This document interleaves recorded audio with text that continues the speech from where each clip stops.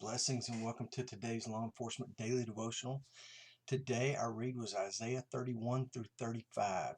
And uh, 31, good chapter, but got into 32 and it was just a wonderful law enforcement takeaway. So I'm going to concentrate on that today. I hope you read ahead and read 31 through 35. And if you haven't, go ahead and read those. But we're going to stay in 32 today. I don't want to. I've been running a little long the last couple of weeks, and I want to get back into doing this from 4 to 5, 6 minutes, and be a good steward with your time. So uh, today I was reading out of the New American Standard Bible, the NASB, and it gives a title at the beginning of the chapter, which most Bibles do. The NIV, I mean, they all put their own titles and kind of break up the chapters, but these are man-made marks. Okay, these chapter titles were not part of the original language. They were added in later by the men who interpreted these versions, basically. So this is what the people who put the NASB together decided that this chapter should be called, and it's titled "The Glorious Future." And I kind of get that, but as a law enforcement officer and the things that we're going to look at, I see it a little differently. But it is about the future. Starting in 32 verse 1, it talks about there is a king and princes that are ruling over their country or their jurisdiction, um, but the king is ruling in righteousness. In other words, he is handing down righteous judgments and righteous verdicts, and he's making righteous laws, and he's trying to make sure, he's trying to guide the people in a lifestyle that is righteous.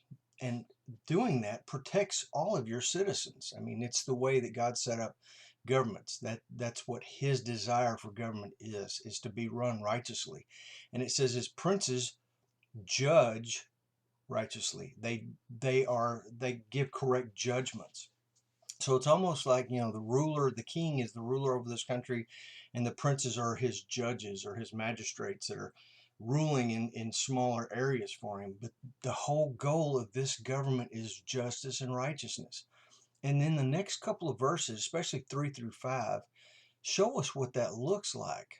If you have a king that rules righteously and princes that are judging uh, correctly.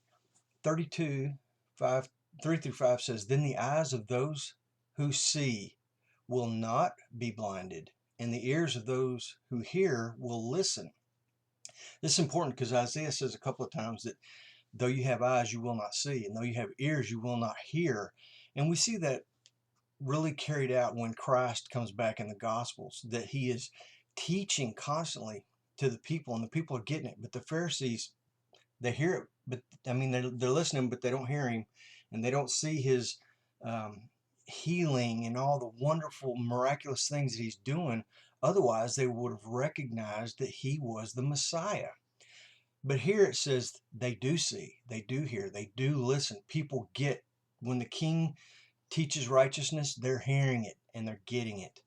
It says the mind of the hasty will discern the truth, and the tongue of the stammerers will hasten to speak clearly. It's kind of like things are set right. The way that things are supposed to be are falling into place.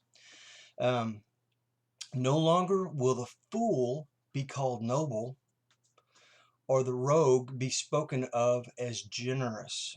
I think we see today in our society that the fool is spoken of as being a noble person, and that's not true.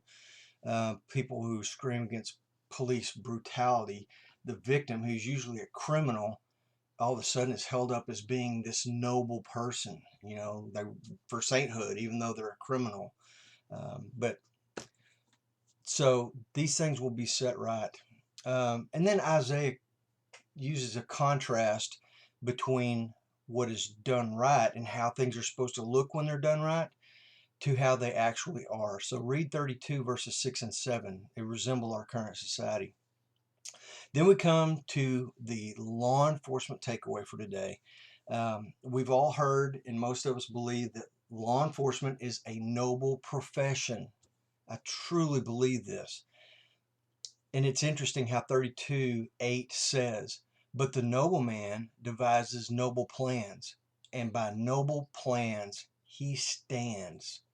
Man, I think the noble plans are law enforcement's dedication to protect and serve people, to be that thin blue line between civility and chaos. That's our noble plan. But just like we saw in verse 1, we cannot do it correctly without God. It's God's plan. Righteousness and justice are being carried out by the king and things flow. And as long as law enforcement follows the rules of God, things will flow. But we've got to be reading his word. We've got to make sure that we and all those around us in the service know Jesus Christ and are committed to him. But just a beautiful takeaway today. So anyway, hope you got to read the rest of Isaiah through 35, because tomorrow we're out of Isaiah. We're going to jump over to 2 Kings and read 18 verses 1 through 8, and then we're going to go to 2 Chronicles and read chapters 29, 30, and 31. So I hope to see you back here tomorrow, and in the meantime, you guys be safe.